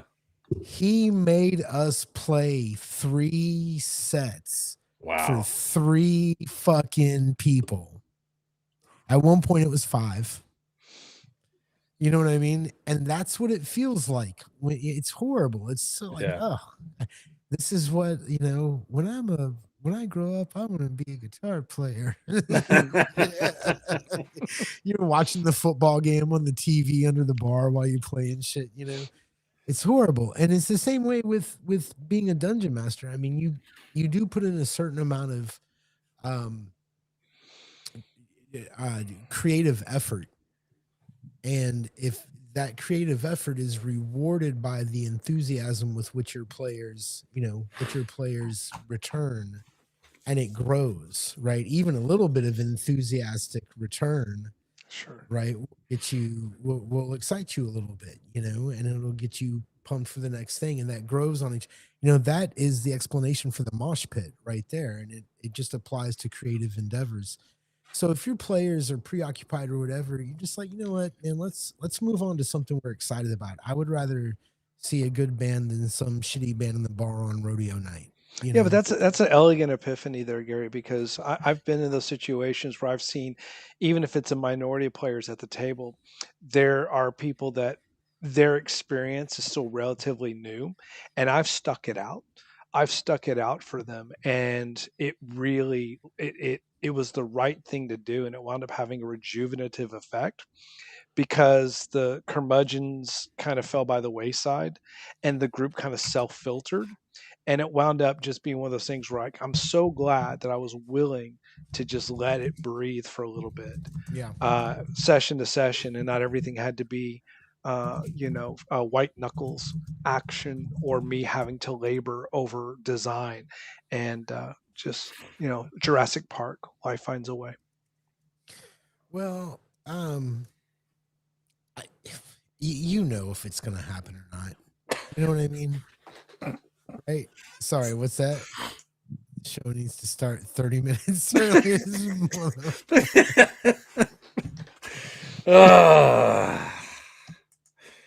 Okay. Well, I'm You know, happy Are we that are we we've back gotten to to that the, discussion? Are we back to Matt, that we've gotten to discussion? the point where Matt we and have our own Brian. inside jokes. Fantastic. Real quick, Okay. Go I just want to say that I would be willing over dinner between the second watch staff, which is the 3 of us, over a barbecue dinner with Chubby. I would be willing to discuss a 9 o'clock start time. You know what I mean? It's like I would be willing to hold that meeting in a barbecue place in Dallas. Yeah, our people will call your people, Chubby. We'll get it. We'll make it happen. We'll work it out. We got a $2 super chat from Chancellor. Good to see you, buddy. Thank you very much. It's just like prepping a game and no one Oh, shows. it's the worst. You know Yeah. what's great though? And on another note, I do also want to say that there was this great thing that happened once where I played to an empty room, except for this one couple who I guess had seen us play somewhere, and they were like, "Oh, we just wanted to come see y'all play again. We never go Hmm. out, but we saw y'all, and now we go out when y'all are in town." And there was like nobody in there, and they danced all night, Oh, Well, that's cool. and I oh, still got paid. It was remarkable. It was a great evening. So you can have fun, and it does suck. It Yeah, sucks when a game ends. It sucks when your game ends, or when you have to kill a game.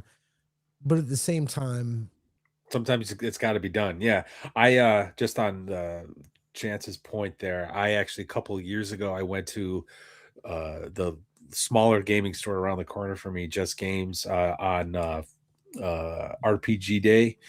Um, I signed up to run Forbidden Lands, just a quick one shot.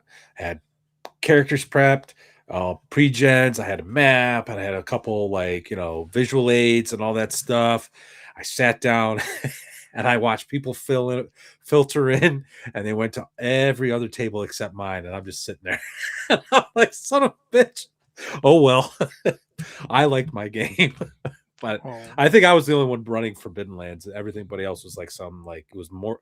Oh, this really pissed me off. The guy next to me was running Morkborg, and everybody Oh, I went. bet it made you mad. asshole, Everybody went to Morkborg. I was like, this anyway. motherfucker. But yeah, no, yeah. Sometimes you just got to do it, and like I think if your players aren't interested, certainly if you're not interested. But I think at the same time, you got to be cognizant of the fact that sometimes you're just going to have a bad night or a bad couple of nights. Really think about it before pull the trigger. And I Shelby, think I'm if you not getting can, touched. Sorry. That was a typo in the auto spell. I was saying, I have some ideas. Get in touch. getting touched. Sorry. Not Yeah. getting touched. I wish I was getting touched, but I'm not. Sorry. My um, bad. but yeah, like I think if there is something that you can do to try to salvage it, do it before you pull. That's kind of like don't just give up. I think because if you as a game master, you've put some time into it, even if it's like a no prep thing, you still had to read the books, you still have your little notes you scribbled, you know. But yeah, Well, but what's wonderful about that is it shows your players that you have humility and that you're going to them from a place of like you want them earnestly to enjoy the experience, and you're saying, "Hey, look, is this working? Is this being a great time spend?" yeah, So it's a good faith effort. So it's tough too though because you don't want to sound desperate. right, You don't want to sound desperate or therapeutic. Like, hey, I really want this to work out. It's just So sometimes it's just for me. Ending a campaign it was just fun. Because I'm in charge of that. Like right, I get to say, you know what? Guess what? We've got 5 sessions left. Start thinking about what you guys want to see and do. yeah, And yeah, like when you telegraph that before a session, boy, it raises the stakes. And my last session of the 5 year campaign with the ladies with the women folk was very emotional. It was really tough because I knew I had built into the final encounter with the black dragon. I knew I had built in that there was going to be a random roll, and all that dragon was going to do was announce to everyone there before, "I'm going to kill your friend in front of you." And it wound up being my wife's character, and there's so much experiences at the table over 5 years, and everything just changed. It was so palpable. uh she made it, because 5e, no, actually she made it barely, skin of her teeth. But it was a tremendous experience. And would it have been the same to try to have done that, in year two? I don't think it would have stuck. I think it was the passage of time. The passage of yeah, time made it harder to kill that campaign, but made it more satisfying. right, yeah, yeah. Um, I think also though, when talking to your players, and we really didn't get into this, when talking to your players to try to salvage or tweak or whatever to kind of keep things going, I don't think if I don't think you should capitulate and move too far away from what you were planning on doing, what you Totally wanted agree. to do, Yeah. because they'll just you give a player an inch, they'll take a mile. You know what I mean? That's just the nature of players. So I think Is that a finding is that a question? I mean, is that a reflection on compromise of style or system primarily? I Or think well, that's actually that's actually a really good question. I'm not sure how to answer it. I would say style because I know if I were to say open ended, what can I do to make this better? hmm, I know exactly what I'd hear from somebody. Well, I think I should hmm, be able to roll 4d6 down the line and keep the highest, right? I think I should be able to, hmm, have like I think we should switch to 5e or I'd hear stuff like that. Well, that's not the game I wanted to play, right? hmm, That wasn't the initial contract, so to speak. I'm here, dipping into legalese here. I'm here to initiate a novation. We're going to amend the contract, but I'm still a party to it, right? I hmm. still have my interests that need to be protected and advanced. So what can we do here? So I think that's key. But at the end of the day, if it's not going to work out, and I really am. I mean this 100% sincerely. I feel a lot better all after this conversation because if it's time to pull the trigger, pull the trigger. Like I'm Yeah. going to be 50 years old in a couple years. Like I want to be playing games, and I have a lot of games to play. I'm not going to waste time with something that's not working, something I don't like, and something that, in the sense of like an OSR game, something that can be shelved and picked back up later. You know, Questions it's we never would have contemplated these questions 25 years ago, right? Or right, right. this sort of topic never would occur to us because Yeah, we were immersed, we were in the moment, in the zone yeah, as yeah. Yeah. creators. And I guess in a weird sort of way too. I'm getting that uh, moment where Gandalf says, death is not the end. The White Shores are calling. I'll play Gods of the North again. You know what Hmm. I mean? So I'm not too concerned about it at this point. Though I am going to have that conversation just to see, because maybe I'm just misreading the tea leaves. But we'll see. No, dude. Everybody knows when their wife's cheating on them, right? You always know. You always fucking know. And if they're Gary not having speaking from fun, his scars. Oh, I know. Well, he's had a couple drinks. I've never really had that problem, but you know. So I think if your players are having fun or not. I think you kind of self-diagnosed. I mean, really, Matt, you said you gave me every single symptom for they don't want this deep of an experience. Yeah. You know what I Yeah. mean? Like I I just didn't need to think of get it myself. yeah. You diagnosed it, Yeah. step by step by step. And I think, I agree you with that. know, yeah, and so I think you know what it is. I think things are going to change, and I think it might be the campaign, and it might be the rule set. I don't think this is an axe through. Listen, you weren't there for Chubby's last game. No, We had to no, it wasn't. worry about some shit in the desert. Everybody wants to talk about shit bricks and how funny it is. Nah, shit bricks are important. You might need a wagon full in the desert at night. You know what I'm saying? So, but your players might not want to deal with shit bricks and blankets and tents Oh yeah, and no, all. no, You know no. what Yeah, I'm you're saying? right. You're right. You're right. Play, I just I want to get confirmation before I figure out a way to move forward. If But you that confirmation, I will be disappointed though, because it will lead to, well, this is an entirely separate conversation, but it's just I would be disappointed in the sense insofar as it's like, were they actually giving it a shot? Again, it's like if you had board game night and the one guy shows up and he only wants to play Robo Rally, and it's like, dude, we have all these other games to play.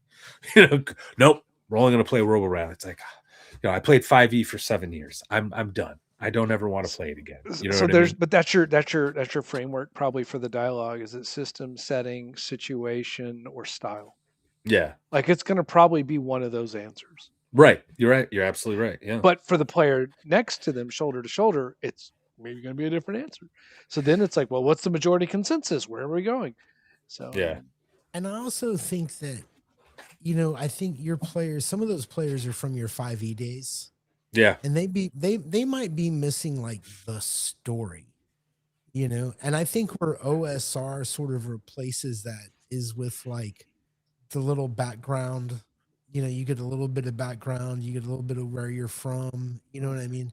And there's some newer games that go into things like real simple motivations or whatever. Mhm. Maybe if you gave them, well, the Bronstein guys, doesn't everybody have a goal and a secret that only they know? And you know what I mean? Maybe give them those little underlying things. I don't know, man. no, Gary, you just said I'm on something. drink number 3. No, the fuck what do you I just know? went through, that you just read my mind. What I've been going through. I'm about almost 20 sessions into this 1 year for my current campaign, and like absolutely just different expectations because it is so different from what we did before, and we're having that communication. My players are telling me they want point crawl, they don't want hex crawl. Yeah. And I'm like, okay, well, you know what? We're going to go ahead and call an audible and we're going to zag.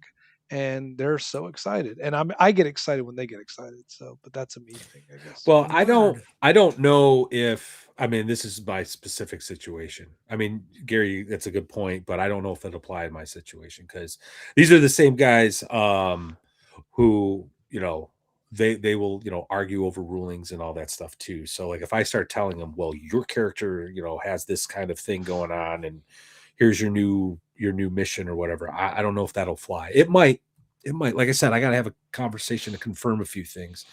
But yeah, anyway, Gary,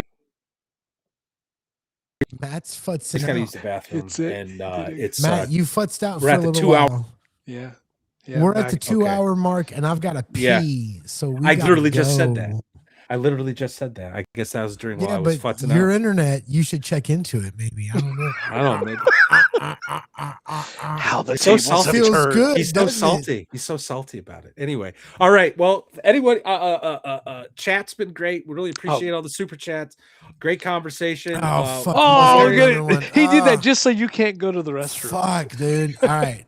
For every super chat That's not the super we chat. get from here until We you love you guys too, are done, Gary's got to read them, so he can't go pee. Oh shit. Okay, so we've only got one. We've only got one. I clicked it's from on the wrong Chancellor. one. Put it up. There he God goes. damn it! I gotta pee so bad. $5. Thank you. For $5, it's so important. I've never seen a fucking dime of this money. It's so important to run what you want. I've been doing fantasy versions of Columbo episodes in BNB Matt Team server, and it's so fun. That sounds fucking incredible. Roll the goddamn credits.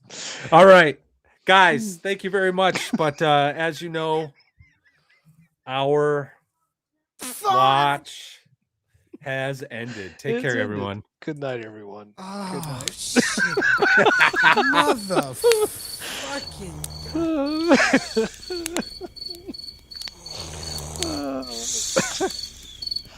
We got to have the sound of urine hitting some bricks or something right now. Totally did. Death Angels with a last minute super chat. We should make Gary. $2. So, anyways, Gary Lewis, describe SW